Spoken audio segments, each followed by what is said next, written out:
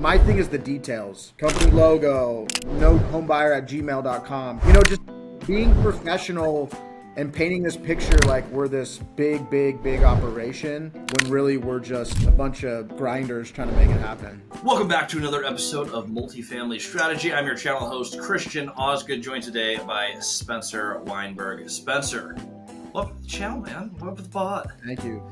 Thanks for having me. It's a pleasure. Absolutely. This is going to be a fun episode. So we have a lot of operators, a lot of operators. And we've had developers, multifamily, mobile home park, you name it.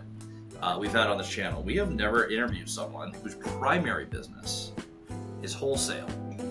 And I've had thoughts on wholesale before, and I'm really excited to dive into this, hear how you ended up on the business you're at, what got you into that, how the business works. And I just wanted to really get takeaways for our audience on why it is you chose that as your path to make money in real estate, because there are a lot of ways to play the game. Spencer, before we end up to where you're at, my first question for you is, where did you begin? Before the business, before the real estate, what was your starting point before you dove into all this? So I grew up a small town in Colorado, Grand Junction, about 50,000 people, and you know, I think the median household income is still about $50,000, which, wow, you know, you just didn't see a lot of money. You didn't see a lot of nice stuff there. So, I mean, I always had dreams of, you know, more. And my outlet to get to California was tennis, you know, so my background's tennis. I love to coach, love to teach. So I got to travel around the world and teach tennis before landing here in California. So it's amazing. How long did you do that? But I've been playing tennis my whole life. Again, small town. Me and my dad would just go out with a bucket of balls and just play all the time, and ended up getting a scholarship to the local college there, and that kind of, you know, blew me up in my career as far as, you know, getting to travel for free and teach and meet all these crazy people. You know, my first gig out of college, I was teaching in the Hamptons and going to, no way. Yeah, so I was in West Hampton, living in some guy's basement. Getting to teach just wealthy people at their estates, you know, take. Wow, rough gig. Yeah, so I mean, it was, you know, it was $150 an hour. We'd take half, and then we get tipped out. And I was just running to people's houses all day long. So, that's fantastic. So I mean, the common trend of all these people was real estate, finance, insurance. So I really got up front to, you know, how people made a fortune in these industries just by teaching tennis and relationships. So that kind of got the wheels turning. You know, I want to be the guy that has the house, having some kid come teach me and my family something, you know, and pay them $150 an hour. I want to be on that side of the table. You know what I mean? And that's kind of when the path started. So you're teaching the rich how to play tennis, living in a basement in one of the most expensive places you'd possibly coach tennis. Yep. You're in the Hamptons. And you're looking around going, your first thought is, how do I get to where these people are? I love that. Something we say all the time here. Everything that you want to do, someone else has done, for the most part. Yeah. And everything that you want, someone else has. If you network with people and you goal set around like, hey, this is real and there's a way to do it, why can't I do it? That's the first thing most people start on for success. That's fantastic that you did that. Oh, the Hamptons. That is not California where you currently reside. How'd you end up in Cali? So yeah, so Hamptons was seasonal, right? You hit everybody in the summer, and then I ended up getting a gig at a resort in Palm Desert, California. So, you know, 9 months out of the year, I was in Palm Desert. Same thing, teaching at high-end resort, meeting all these crazy people, spending 10, 20, 30 grand a week on their vacations. And you know, in Palm Desert, most of them were coming from Orange County, LA, San Diego, where, you know, again, same trend, real estate, insurance, banking. And, you know, that's kind of when I decided to quit tennis, drive Uber, and go to real estate school. And that's kind of how my path started. And that was in Palm Desert, California. Okay. So we go from tennis, we go to real estate school. When did the first deal come around for you? So I ended up getting a position with a hedge fund in Orange County. You know, I was making $1,000 a month, driving around. Their focus was fix and flip. So fast forward, it took me 9 months to get my first condo flip in San Diego. And it's like, all right, you got the deal. Now go manage it. Go do the construction. Go find your contractor. Go sell it when it's Yep. done. So I mean, hang on. So I got the experience on the construction side, managing and after that first deal, as 9 months, really grinding through it, driving Uber. The world just kind of opens up after that first deal. Got another deal, and then really started, just being able to learn the fix and flip business to where I wasn't making that much money, but the experience that I got was forever. And it was basically like a master's degree for free in luxury real estate. Just had someone on the pod named Matt was talking about this, of the importance beyond the money, the importance of building these skills while you're working for someone else, or even when you're working for yourself. But those entry level skills before you make it are so important.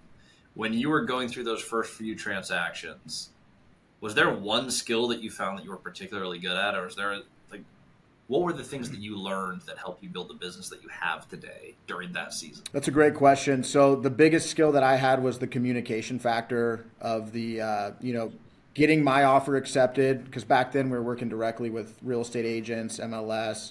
So being able to get my offer accepted, even though I wasn't the highest, I wasn't the strongest, but the conviction that I was going to get the deal done and closed for their client.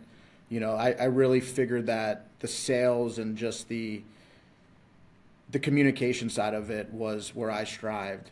It's not an aggressive approach. It's not a, beat my chest and sales approach. It was more like, how do we collaborate to get to the end goal? And that's where I learned that sales was, to me, my vehicle, not necessarily the construction of flips or the design, even though I liked it. It was the sales and marketing, which, segued me into my current business. So let's talk about this a little bit. So you were doing a lot of fix and flip. How much volume were you doing at the peak of fix and flip, by the way? I mean, we were, probably doing $60-70 million in transactions per year in the fix and flip space. So buying these houses at 800-900 grand, putting 200 into it, trying to get 1.4, 1.5 for them, doing it at scale. So that's quite a business. And so for those listening, you eventually pivot out of that as your primary business, fix and flip. That is a crazy amount of volume to pivot out of. So for the few who don't know, I think most people do, but wholesaling, give us the basic mechanics on it. What is a wholesale deal as opposed to a fix and flip? Yeah, that's a great question. So wholesale deal, basically we're getting an agreement between the seller and us that we have the equitable rights in the property. We can take that equitable rights, that contract, and assign it to an investor that wants to go fix and flip the property. So people always ask me what I do, what do you do? And instead of saying wholesaling, I say we buy and sell off-market real estate. So, we're selling contracts that are off-market to our investors. I'm getting a property at $500,000. I'm trying to sell it to my investor for $550,000, $525,000. And we're not touching a paintbrush. We're not, demoing. It's just get the contract, get the deal, package it up, sell it out to our network. Now, when you're having success in flipping, I mean, that you had a pretty well-scaled operation going. When you're having that level of success, what triggered you to say, hey, we need to pivot from what we're doing right now and do this differently? So, yeah, that's a good question. So I was working for a hedge fund. So they were the ones, bringing the capital. They had the LP-GP structures. And I noticed we're putting, on the equity side, $300,000, $400,000, $500,000 into these projects to try to make 150 grand. And to me, that just didn't really make sense with all the risk involved in the transactions. So, I had to go take my deals, pitch them why they were a good fix and flip. One deal they passed on, I ended up giving it to a friend who's been bugging me for deals.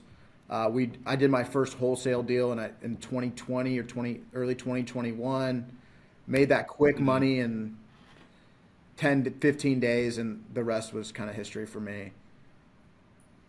Okay. So, yeah, I went backwards, right? Usually you start wholesaling to get the capital to go fix and flip.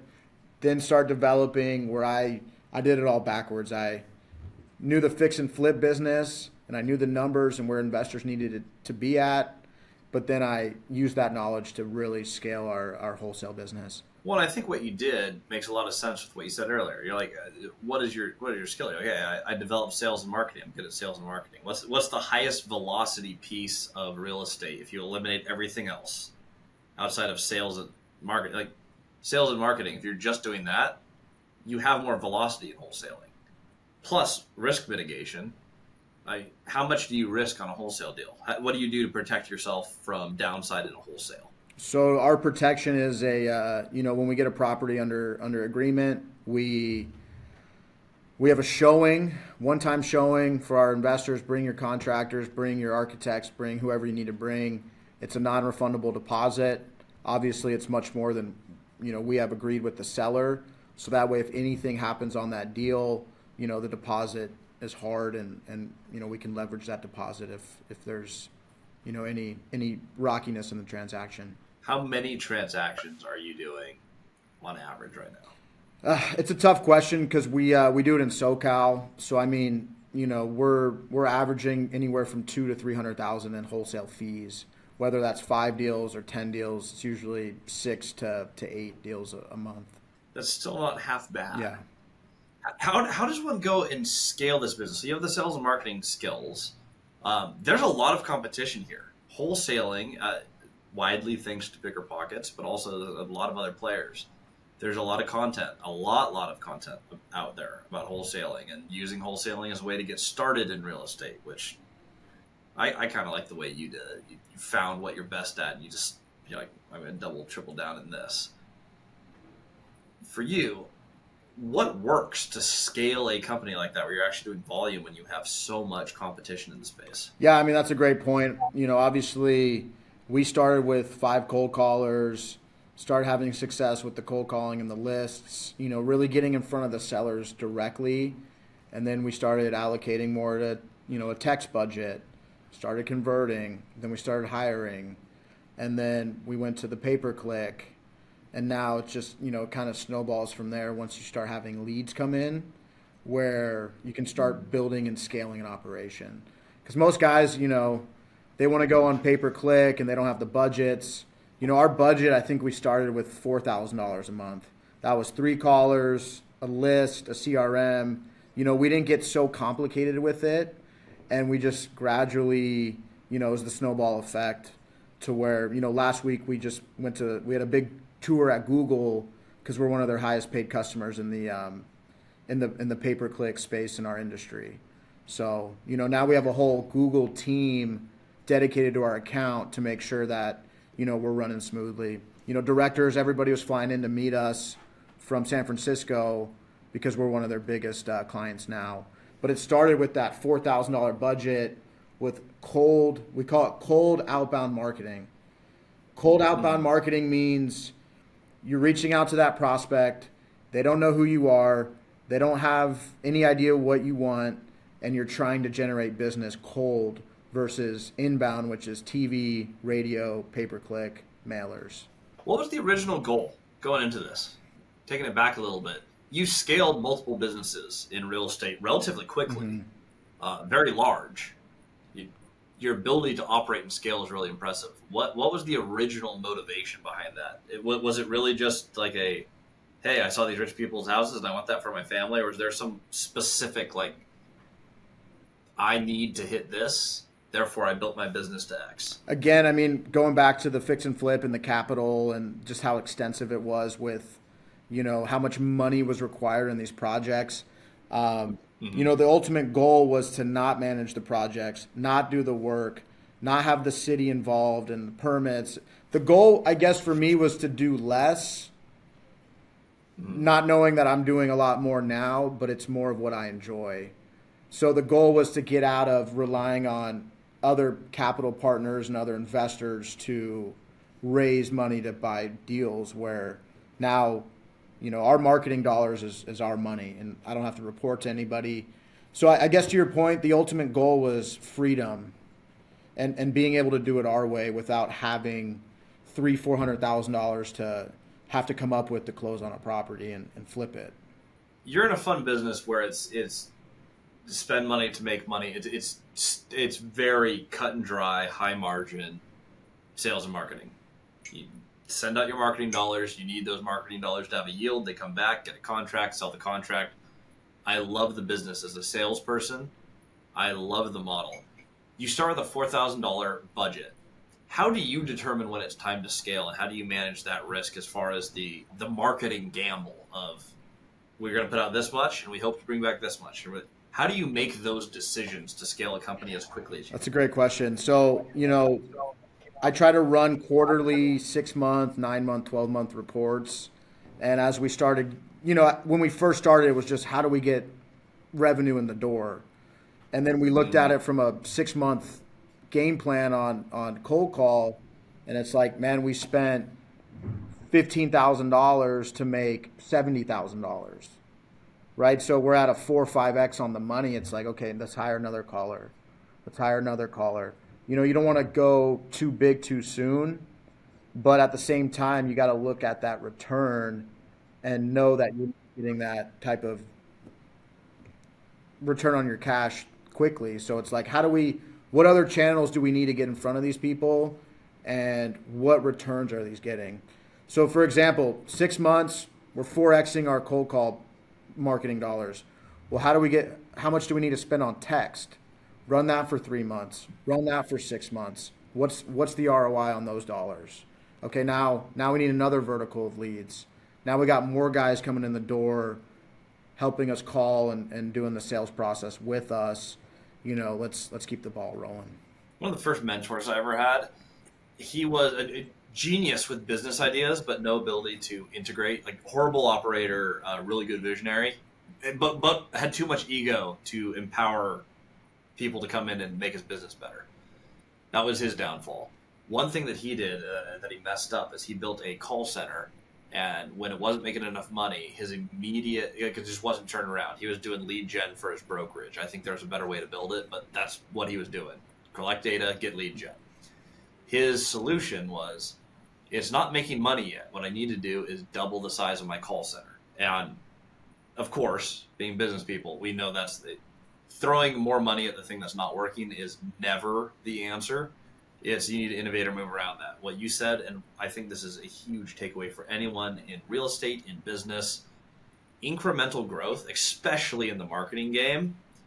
Don't assume because I made $10 for every dollar I spent. If I spend $2, I'm going to make 20. That's not how marketing works. It's incremental, it's measured, and it's a ton of data. You run the reports. It's like, hey, when we invested this, we yielded this. If we increase by 10%, what does that do? And then you use your creativity and go like, okay, while I'm building this, whatever the vertical you're in, it could be mailers, could be dialers, could be cold call, whatever it is. You're thinking of other verticals to get out in front of people and measuring the yield on that. Well done, first of all, doing that correctly. How did you know to do that in your business? Like, was this something where you just sat down and you're like, this is clearly right? Or did you have a mentor or someone who was like, hey, when you scale, this is how you don't screw this up? We had a mentor, but again, these guys, once we started getting rolling, they weren't doing it at our level at a certain point. So, I mean, if my business partner's more like, let's do it and figure it out later, where, for me, if he didn't push me to really grow it, we'd probably still be spending, $4,000, $5,000 a month, where he's like, dude, look how much money we're making. Let's just go. And it was my job, instead of, double it. It's like, well, let's incrementally scale it and see the results. Now it's like, in the December, we spent $20,000 on TV and radio and just dropped it. And we got crushed in that marketing platform. Does it work? Of course it works. We just weren't running it long enough and we went too big. So, I mean, we're tweaking and twisting and, adapting and pivoting. Because again, right now, texting regulations are very tight. Cold call regulations are very tight. And luckily for us, we have the resources and the budgets now to really go big on inbound marketing. And we're not afraid to lose money to make more money. So like we're not stopping radio and TV just because we went belly up one month. It's again the 3 month, the 6 month, the 9 month, the 12 month results where most guys get in the business and they run 3 months, don't get a deal, and they're gone. Where we look at the numbers still, and it's like, how do we get rid of cold call? It's still over 3-4 years. It's still a 3 or 4x return on our money. How do we just shut down cold call, even though we know inbound leads are the biggest revenue source? It's like we can't shut down these platforms because over time, our return on our cash is just too good. That so this is fun. So with your partner, they're pushing? They push the growth. It sounds like you push the systems really hard. Is it the classic visionary integrator relationship, or is he the visionary and you're the make it happen guy? I would say I'm more the visionary, make it happen. He's more sales. I'm more marketing, and he's just big sales. So if I get leads and stuff in the door, I know he's going to get it done, and we're going to keep scaling. So it's my job to make sure leads are coming in and managing the budget so that he can go out and produce. And we got 10 acquisition disposition people in our office. So at this point, it's like I need to get 50 to 100 leads in the door a day. And, the problem with inbound marketing is the cost per lead in our space is so high. We're spending $400 or $500 per lead on some of these deals. On the flip side, our average deal size is so big that it's worth spending that money. For example, gosh, that's insane. Price per lead has just gone up and up and up. I didn't realize it was that high. It's so high because it's so competitive. Because again, our deal size is so big. Like we're with our Google account people, and they go the 3 biggest search engines right now in Google Ads. It's car windshield replacement, ceramic wrapped coating for your car, and sell my house fast for cash. Huh. And that makes sense. They're all big tickets. Well, so windshield replacement, maybe it's $1,000, right? But you're spending $300-400 for that lead. Ceramic coating, maybe it's $5,000 per deal. But wholesale, it's like sometimes that deal can be $150,000. So you got to look at our scale and our margins, where any deal that comes through the door could be a 6-figure deal, where no really other business can produce that type of revenue off of one lead. Is there a favorite deal that your company's done? Do you have one where I'm like, dude, this was the coolest deal ever? I got 2. One was one we bought in Ridgecrest, California. Purchase price was $20,000, and our wholesale fee was $40,000. So we made double the amount on the sale on our fee than the house was worth completely. Does that make sense? That's pretty good. So like if you're a traditional agent, you sell it for 2-3%, you're making what, $500? We ended up selling that for $60,000, and our cut was $40,000. Well, the house only cost $20,000 to buy it.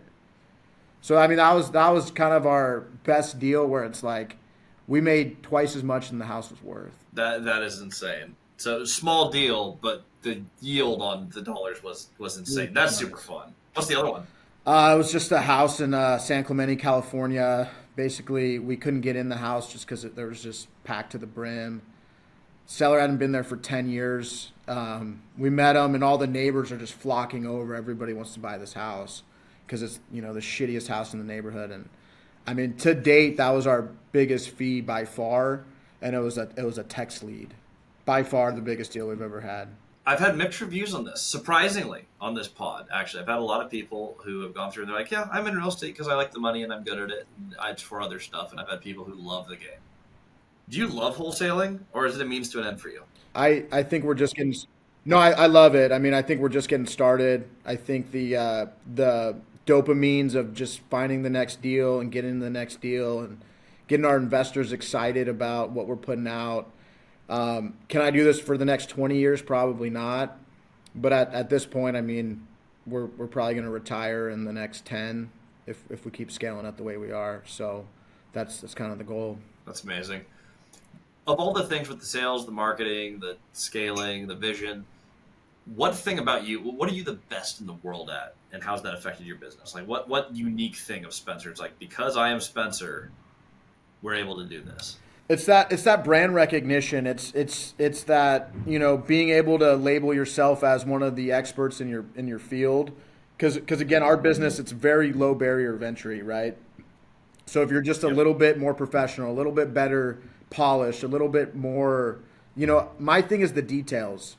Company logo, no Gmail, at homebuyer@gmail.com, cash money at G, just being professional and painting this picture like we're this big, big, big operation when really we're just, a bunch of just grinders trying to make it happen. You put together your business in a way where it was built to scale. You made decisions on just basic logo, representation. Is the text font? Do we look like a company that is the size that we want to be?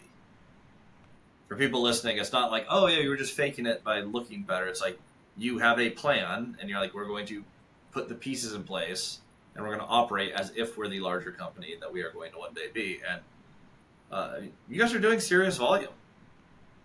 It's fantastic, and you're one of the most competitive places, just almost anywhere in California. California is so competitive for wholesalers. There's some really skilled, high-paying wholesalers that you're marketing against down there. Yeah, I mean we're right in the mix, right? It's there's a couple other guys that we're really competing against on every deal. Um, we're at the point now where if we're not making six figures a month, we're not paying ourselves. So it's like we have to produce. I love having that back up against the wall. It's like if we're not converting, we're not making money. So it's we're at the point now where we see competitors spending more than us, and it's like, all right, we got to spend more. They're spending 60,000 a month. We got to spend 70. They're on TV, radio. We need more. We need more slots. We need to be on YouTube. We need to be on TikTok. Like wherever these guys are, we need to get on there and spend more money now, because we just the top guys know that it might not hit right away, but again, our deal size is so big that we're not afraid to test that marketing campaign for 6 months because we know one deal we're going to get it back, and then it just keeps snowballing from there. That is such a fun adrenaline rush. As a sales guy listening to this, that was my whole background. I worked for the CoStar Group for a long time and only did sales jobs before that. I've sold everything but I've never lent, so I've never sold money. But outside of that, I've sold every product under the sun. That's fun. It's all a calculated risk of, hey, we are placing a bet that this is going to pay off, and here's the payoff. It's just a risk adjusted gamble on this is what we think will happen if we do this, and then you try it and you wait and see, and that is a super fun business to be in. One of the things that you did that I really like is you chose the thing that fits your skills, that you guys are enjoying and that you're good at, and you're not diversifying outside of that. Biggest mistake I made, absolute biggest, was buying hospitality when I'm a multifamily expert. My teams were not good at it. The people who I partnered with were not ready for it. There's things I missed in underwriting because I didn't have the experience. It's a lot of misses. We negotiated the debt well because we're good creative finance guys, and that's the only thing that I did right.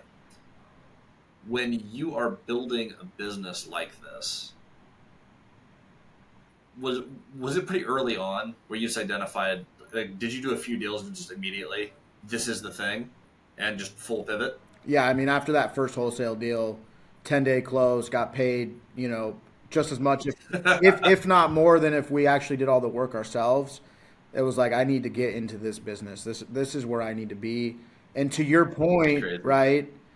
It's spending that money for the marketing, but the thing about our business is we're betting on ourselves all the time.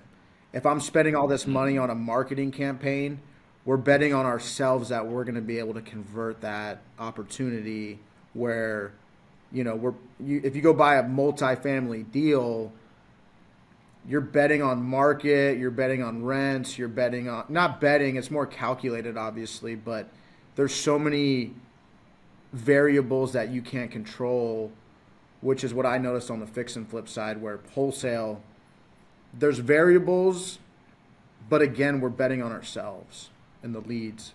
What do you think your highest stupid tax is? While you're learning to play the game, there's stuff you don't know.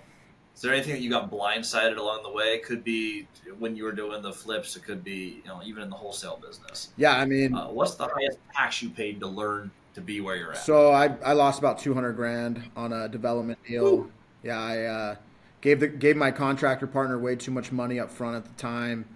Never heard from him again.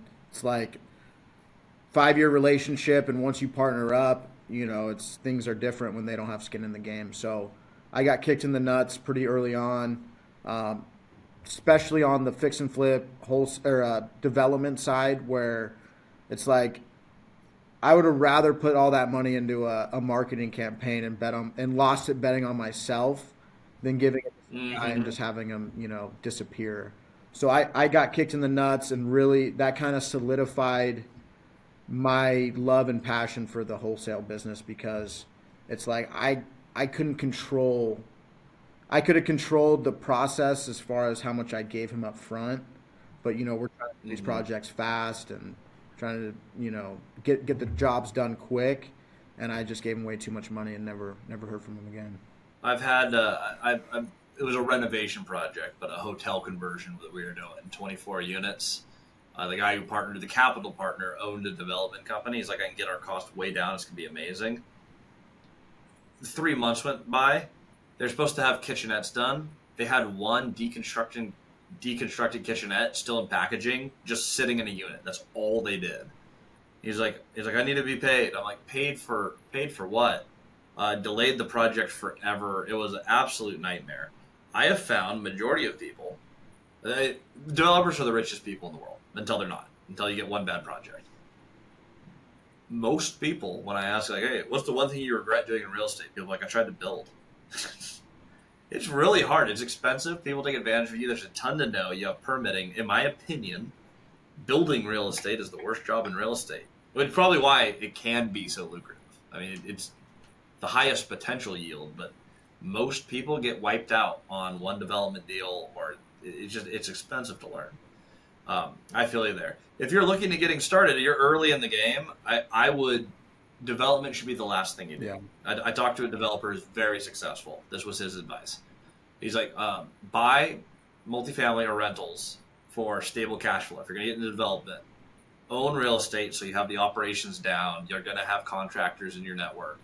When you've paid off 30 or 40 rentals, you have no debt on them. He's like, then you can do a development project. And if something goes sideways, you can just cash flow your way through it and you're fine. That's the best advice I've ever seen from someone who made tens of millions of dollars developing real estate. There was 5 or 6 times where everyone else in that city got wiped out. And he's like, this is a bummer, but I can cash flow my way through it. That's the only way I know to do development. I would not ever start in that because that is a common story. I'm glad it only cost you $200. Yeah, I mean, again, a lot of people my cash cow was the wholesale business that got me out of that. But again, it's never fun losing money. And to your point, yeah, development is the hardest business. Permitting fees were 5 times what we thought. Getting the plans to the city were 5 times as long as we thought. Loan extensions, costs on everything. It's not my space, and I try to get into that space, and I realized wholesale's my platform. And to your point, you had a lot of good points there. You gotta pick what you're good at, and sometimes the cheap way is the most expensive way to go. Yeah, yes it is. I love what you scaled. I love what you shared here. My number one takeaway from this is find that thing that you're best at. Find the thing you're best at, and then be the best at it. I love that you identify your competition. You're watching what they're doing. Like, compete, play the game. Sometimes choosing the adventure is not the way to go. It's we know this thing. We're good at this thing. This works with our skills. Let's double, triple, quadruple down on the thing that we're best at and compete really hard on that. I love the business you've built. I love your mentality towards this. I talk a lot to people who want to own real estate, and they reach out and they ask about wholesaling as a path to get there. My advice is always, if anyone thinks I'm anti-wholesale, because I've talked about not wholesaling before and not brokering before. If your goal is to buy real estate, don't wholesale. Go buy real estate. There's a bunch of ways to buy real estate. If your goal is to make money in a sales job in real estate, don't broker, wholesale. Like, find contracts, I think it's a more interesting game, personally. If you're absolutely a service provided person and you want a job in real estate, then be a broker, because that's all customer service. Figure out what you want to do and do the thing you're going to be best at. You knocked it all the way out of the park. I think there's a lot of takeaways. If you are listening to this, go into whatever you want to do in real estate with this mindset. You will make more money. Whether you're buy and hold, develop, hospitality, multifamily, wholesale, flip, syndication, you name it. Dominate your space. Spencer, thanks for joining us, man. Thank you. And last thing I want to leave on, Christian, is that, yeah, you asked me if I own rental properties and this and that. I've owned a couple. They didn't do well. It was this problem, that problem. Again, buying rental properties and holding properties, that's a whole different management field. Even if you have a property manager, even if you have boots on the ground. For us, we're all about scaling revenue, scaling income. I don't have time right now to buy rentals. It's just not it's not my path. Will I do that in the next 10 years? Of course. Will there be opportunities to buy rentals? Absolutely. But right now, we're too busy.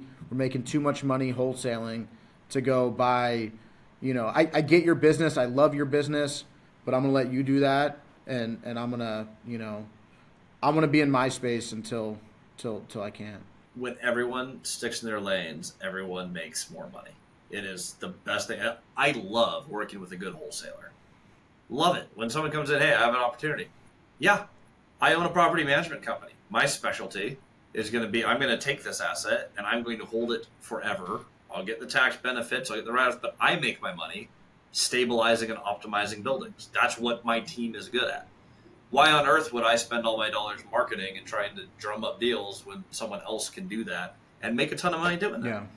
It's a beautiful model. Spencer, where would someone find you if they want to either learn from you, ask a question, buy a deal from you? Where would someone find you? Yeah, as far as learning from me, again, we're not in the coaching space.